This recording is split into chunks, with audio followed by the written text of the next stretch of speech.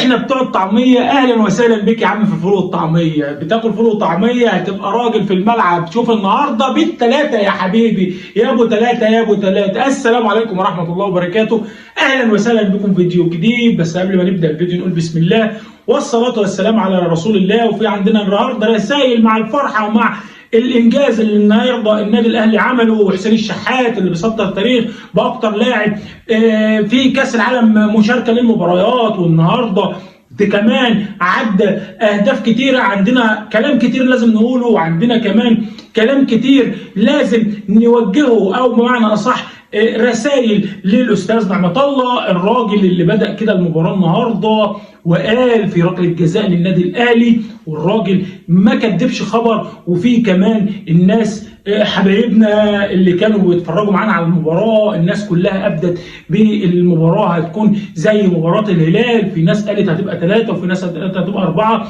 وقالت هتبقى نتيجه كارثيه. وانا كنت متشائم لايام الايام الاخيره مع مارسيل كولر. نبدا كده ونقول بسم الله والصلاه والسلام على رسول الله. لا تنسوا الدعاء لامواتنا واموات المسلمين، ودعاء خاص لاهالي غزه الشرفاء وابو عبيده اللي بيسطر تاريخ النهارده يا جماعه في ملحمه كبيره لرجاله حماس ورجاله ابو عبيده. وعموما كده قبل ما تتفرج كده ودعمنا كده باللايكات، يا عم اعمل لايك، يا عم اعمل لايك كده وشارك الفيديو ده عشان يوصل لاكتر عدد مشاهدين. نروح بقى كده بعد الفتره والغياب اللي كان كبير جدا عشان نخش في الموضوع. النادي الاهلي بالثلاثه يا حبيبي، بالثلاثه. مارسيل كولر كالعاده بيفاجئنا النهارده بكوكا، واللي بادئ كده فيه ونقول يا كوكا انت تفندر النادي الاهلي القادم.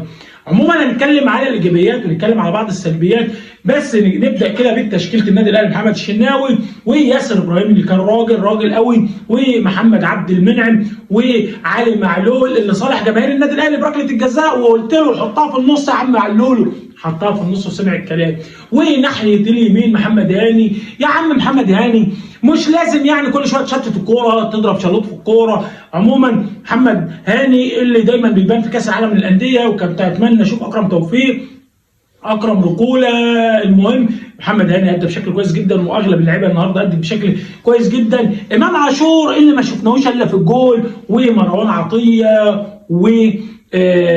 كوكا اللي كان مفاجاه النهارده كبيره جدا، وحسين الشحات برضه ما شفناهوش الا في الجول، وبيرسي تاو اللي اجهد زكريا الباك الشمال بتاع اتحاد جده. وانا قلت يا جماعه قبل كده وقلتها مرارا وتكرارا، نادي اتحاد جده ما عندوش باكين او ظاهرين يقدروا يشيلوا الكوره ويرفعوها وياخدوا وييجوا ويروحوا ويبدوا يرفعوا بنزيما عنده عقم تهديفي بسبب الباكين. والنهارده ونبدا كمان بكهربا اللي ما بطلش يا جماعه. كهربا متسبب في 3 اهداف، كهربا اسيستين وركله جزاء. كهربا عمل كل شيء، بس راجل المباراه مش عارف ادوها لمروان عطيه. مروان عطيه لعب حلو لان كان عليه مين؟ ده كانتي يا جماعه. وراجل المباراه كان المفروض من وجهه نظر ومن وجهه ناس كتير المفروض كان محمد الشناوي. نروح بقى كمان لتشكيله كولر النهارده اللي ابدع بايجابيات المباراه او الشوط الاول وسلبيات الشوط الثاني. عموما ايجابيات الشوط الاول اللي كولر خد الهلال او عفوا الاتحاد على الهادي ولعبه بطريقته، وخده يعني بمعنى اصح لاسلوب مارسيل كولر. مارسيل كولر كان في بعض الاخطاء النهارده، او معنى صح كان في لاعيبه مش مصدقه ان هي بتلعب في كاس عالم الانديه او مخضوضه زي امام عاشور. وللاسف يا امام لو كنت في الزمالك كنت هتجيب جول زي ده، كنت في الزمالك كنت هتشارك في كاس العالم.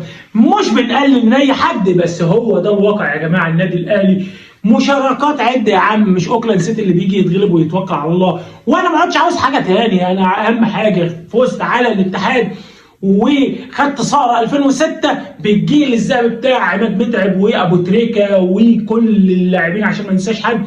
النادي الاهلي النهارده يا جماعه متعنا. الشوط الاول زي ما احنا قلنا مباراه كانت شبه يعني بدايات هاديه كده للنادي الاهلي. لعب مارسيل كولر جراردو مدرب الاتحاد، وجراردو يا جماعه، وقلت للاستاذ محمد عسكر، وقلنا للرجاله وقلنا للشباب يا جماعه مين يعرف جراردو ده؟ جراردو ده في 98 و2000 يا جماعه كان نجم الارجنتين اللي اختفى بسرعه، كان لاعب قوي جدا ودرب ريفر بليت وعمل معاه انجازات. الارجنتيني يا جماعه الراجل محترم النادي الاهلي زاد عن اللزوم. النهارده كان في خضه في اتحاد جده، ما كانوش مصدقين اللي كانوا بيلعبوا النادي الاهلي، وهي دي الفانيلا وروح الفانيلا الحمراء النادي الاهلي. النهارده كولر بدا بواقعيه وخدهم على مزاجه وجاب ركله جزاء، على الرغم اللي ضيع فرصه، ومحمد الشناوي اللي ضيع فرصه من روما، فرصه ولا اقوى ولا امتع، دخل وقفل عليه الزاويه يا جماعه وخدها بصدره.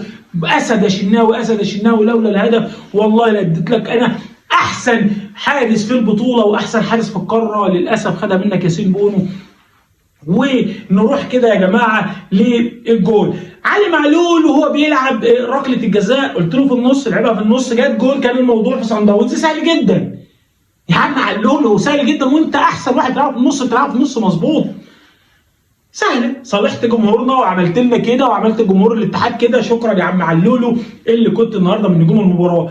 وكمان نجوم المباراه النهارده يا جماعه النادي الاهلي بدا يلعب الكور العرضيه خلف السنتر باكات لنادي الاتحاد حجازي، واصفر عنها عن هجمات خطيره جدا. النادي الاهلي ضيع كوره واثنين، طبعا الاتحاد يا جماعه ضيع برضو اكتر من كوره، عشان نتكلم ونكون منصفين. حتى ركله الجزاء تاني للشناوي اللي صدها ببراعه وباتقان ليتحول المباراه لجحيم على النادي الاتحاد.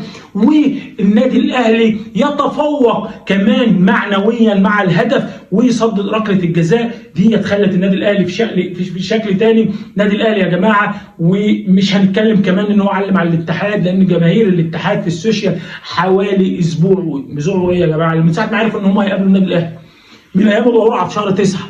القرعه عملوها قرعه علينا، يعني تحفيل جامد يا جماعه. الاهلي ما بيتحفلش عليه، وللاسف كل ما حد بيحفل عليه كل ما بيخش الواقعيه عليه باهانه.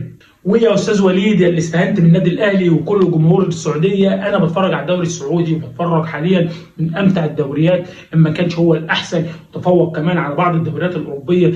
يعني هنتكلم بمنتهى الصراحه وبموضوعيه، ما تهيكش الاسد عليك. اللي لعبت في عداد الاسد نابو ازرق هيعضعض في كل من يجيب سيرته. النادي الاهلي النهارده بواقعيه 3 وكان قابله للزياده. طبعا نادي الاتحاد ضيع فرص كمان يا جماعه، بس النادي الاهلي سيد المباراه على مزاجه، سيدها باتقان وبقوه. الحمد لله على الفوز، وهنروح على البرازيل ونقابل فريقنا يا جماعه يوم الاثنين يا رب، بس كده نقابل مانشستر سيتي في النهائي. عاوزين نعدي يا عم الثالث يا عم، ضمننا 2 مليون دولار، يا رب يجيبوا لنا صفقه عدله. والحمد لله موديست خد كارت احمر، خد كارت احمر عشان ما عدتش اشوفه يا رب. انتم يا عم ما عدتش عاوز اشوفه يا عم، ما عدتش عاوز اشوفه، ده الحمد لله جت من عند الله. هي لا تستحق للبطاقه الحمراء، هي تستحق لانذار، بس الحمد لله. ده انا قربت اقلع هدومي يا عم، لك اكتر من كده.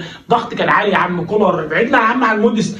اللي جاب موديست ده لازم يا جماعه الصفقه ديت يشوف لها حل. ده في كوره اول ما نزل بيفتح رجله. المهم عموما نشوفكم على خير في اللقاء القادم ان شاء الله، ويا ريت شيروا الفيديو ده لاكبر عدد مشاهدين وبس. خلاص، السلام عليكم ورحمه الله.